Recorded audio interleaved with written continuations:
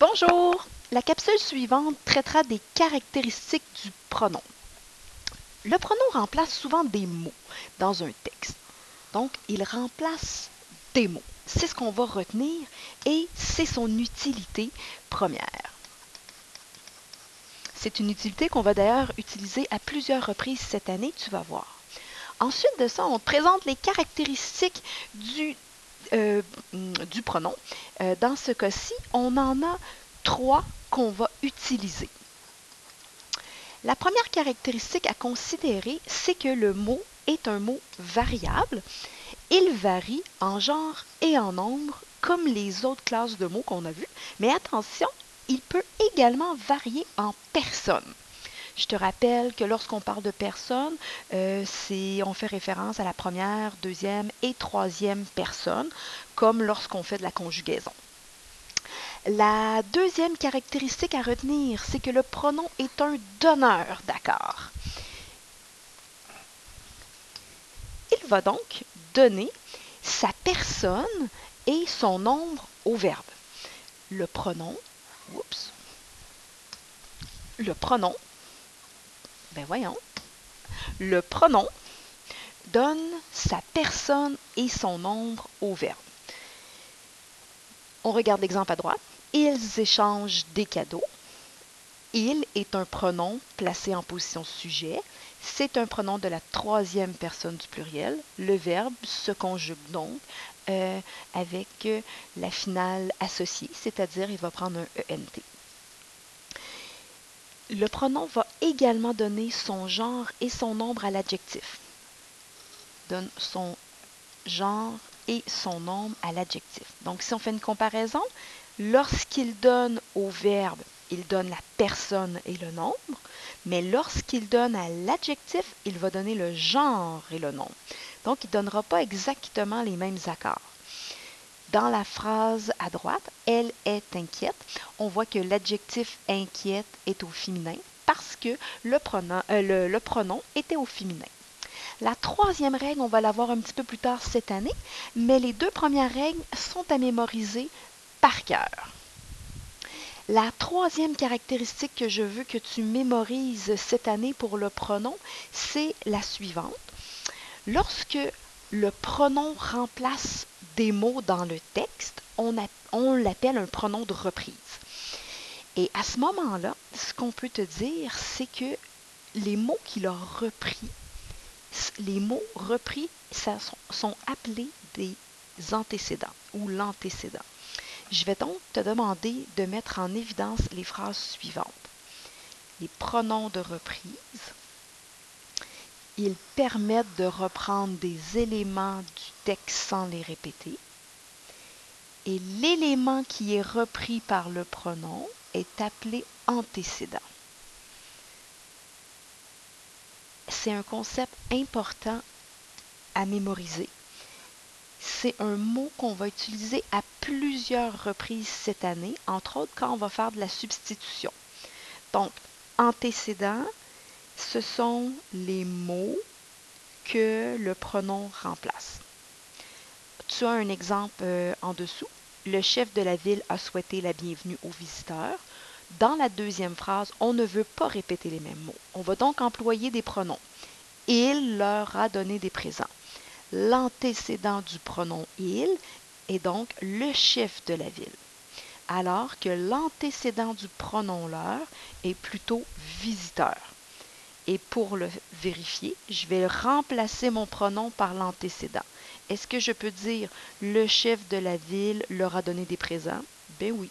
Donc, je suis certaine que c'est le bon antécédent. Je fais la même chose avec le deuxième. Il a donné des présents aux visiteurs. Donc, je vois que l'antécédent du pronom leur est bien visiteur. La différence ici, c'est qu'on a dû faire une manipulation de déplacement. On verra ça un petit peu plus tard cette année. Ce sont donc les trois caractéristiques premières que je veux que tu mémorises. Et ensuite de ça, on te présente les indices de repérage. Je vais également t'en faire noter 3.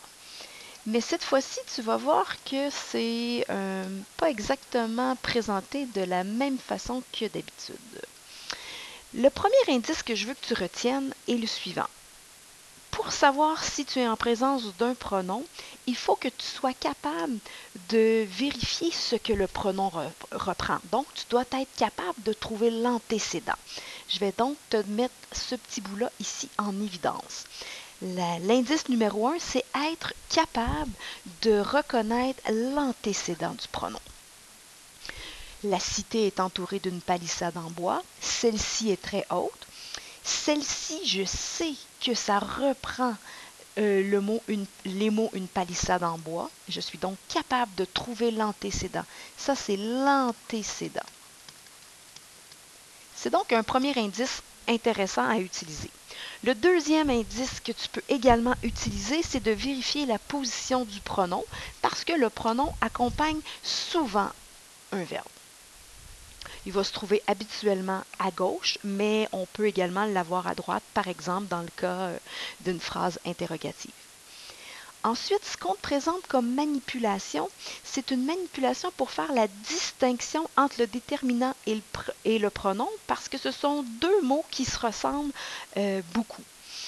Ce que tu dois faire pour distinguer le pronom du déterminant, donc pour distinguer le pronom du déterminant, on les remplace par un déterminant. Je vais quand même te faire noter dans la marge que c'est vraiment pour distinguer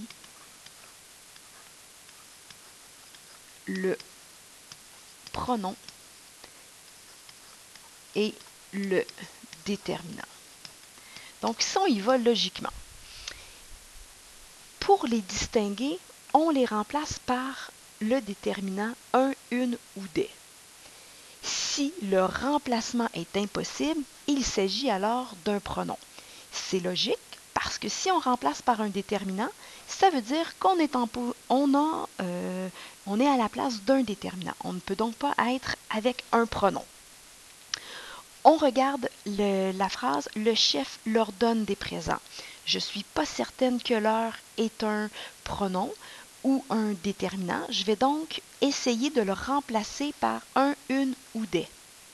Le chef, une donne des présents. Je ne suis pas capable de placer le déterminant un ou une, donc ce n'est pas la place d'un déterminant, mais bel et bien d'un pronom. Le remplacement avec le pronom est un petit peu plus difficile parce qu'on peut remplacer le pronom uniquement par un pronom de même catégorie, de même fonction et même parfois il y a d'autres petites particularités à retenir. Ensuite de ça, on te donne une information, mais ce n'est pas un indice de repérage. Je tiens quand même à te donner cette information-là. Lorsque les pronoms n'ont pas d'antécédent, donc n'ont pas d'antécédent dans le texte, on appelle ça des pronoms nominaux. Et dans ce cas-là, on va utiliser le masculin singulier pour faire nos accords. J'enchaîne ensuite avec les informations que tu vas trouver à la page 52. À la page 52, on te présente les formes que le pronom peut prendre. Donc, on réalise que le pronom peut prendre deux formes, une forme simple et une forme complexe. On se rappelle que simple, ça signifie qu'il y a un seul mot et que complexe veut dire qu'il y a plusieurs mots. On trouve ensuite plusieurs mots ici. On trouve ensuite les 7 catégories de pronoms qui existent. Et ce sont des catégories qui ressemblent drôlement aux catégories du déterminant. Donc, on a le pronom personnel, le pronom démonstratif, possessif, indéfini, numéral, interrogatif et le pronom relatif. Ce sont des catégories que j'aimerais que tu mémorises par cœur. Et comme la dernière fois, je vais te demander d'aller transcrire dans ton carnet VIREC les informations des exemples que tu vas retrouver à la page 63 dans le tableau récapitulatif.